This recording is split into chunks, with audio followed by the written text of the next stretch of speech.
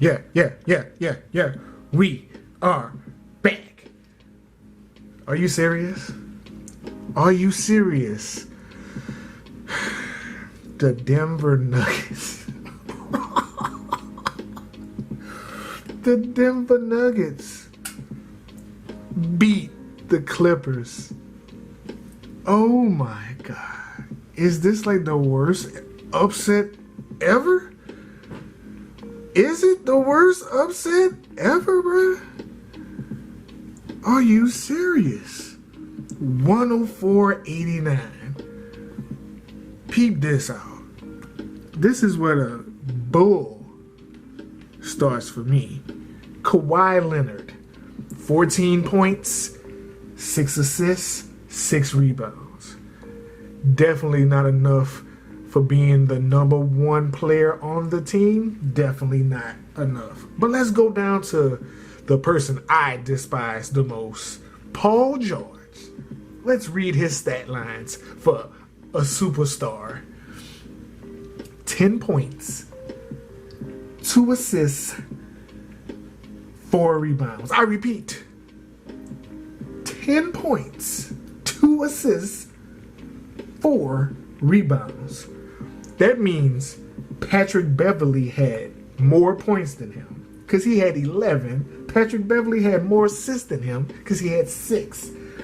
And more rebounds too because he had 5. So the second best player on the team wasn't even the second best player on the team. Of course you're going to lose when your superstars don't show up in the closeout game. Not even speaking on Kawhi Leonard, because he could have a bad game. He was due for one. He was honestly due for one. But Paul George, you ain't been shit all playoffs. You haven't had a breakout game all playoffs. And you are the reason I'm putting this on. Because you ain't been shit all playoffs. First round to this round. You haven't done anything you were supposed to do. You got traded to help Kawhi, and you didn't do that. So I feel like you didn't do your job, and it's your fault. And I'm mad because I want to see Kawhi versus LeBron. We didn't get to see it last year, and we ain't going to see it this year either. But let's get to the game of the night for real. The real game of the night. The Heat versus the Celtics. Oh my God. Way to open a series. I was looking forward to that game 7, but this game was the shit right here. This was the one to watch, and it came on early. Thank God. Because if this would have came on after that damn Clippers Nuggets game, I probably wouldn't even watch it because I would have been so deflated from that game that I probably wouldn't even watch this game. But man, I tell you, boy, this is going to go down to at least 6-7 games. At least I hope. Put it like that. At least that's what I want. I wanted to go 6-7 games because Jimmy Butler, Crowder, Bam, Dragic, 29 points. Jimmy had 20, Crowder had 22, Bam had 18, but Dragic, with the X Factor move, 29 points. Tyler Hero, come in, 12 points off the bench. Come on, man. It's a great game, man. It's a great game. Brown, 17, consistent. He usually give you 15 to 20.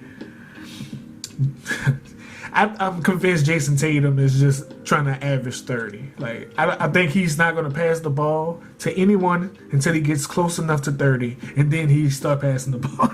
But 30, 5 assists, 14 rebounds. Can't really be mad at him passing the ball as long as he getting 14 rebounds with this 30 points. If he do that, you good to go, Blair.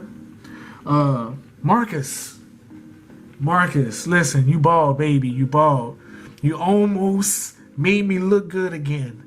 Marcus. You was this close to making me look good again, Marcus. But the Heat are some dogs, man. I don't know. The Heat. Oh yeah, Kemba Walker, 19 points. He had 19. He did what he's supposed to do too. 19 points, 6 assists, 3 rebounds. That's perfect. That's perfect. But hey, man, the Heat are not pretty. They are dirty. They are rough. They scrappy, and they have a never die attitude. Honestly, played a little bit of basketball I did through high school and as a kid and in college a little bit and just through AAU leagues. And the one team I hated playing, I didn't mind playing the elite teams. I didn't mind playing the teams that was all right. But the teams that never quit, they could be bad teams. The teams that never quit are the worst to play. They are the worst teams to play. That's that Miami Heat team. They don't quit. They gonna be on your heels the whole game, and if you're not ready to finish them off, they will finish you.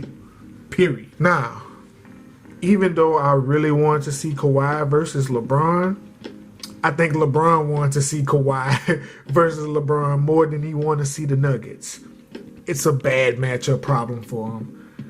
Because if you throw Joker and AD, that's going to be the matchup off top. AD going to have to guard Joker. Joker going to have to guard AD.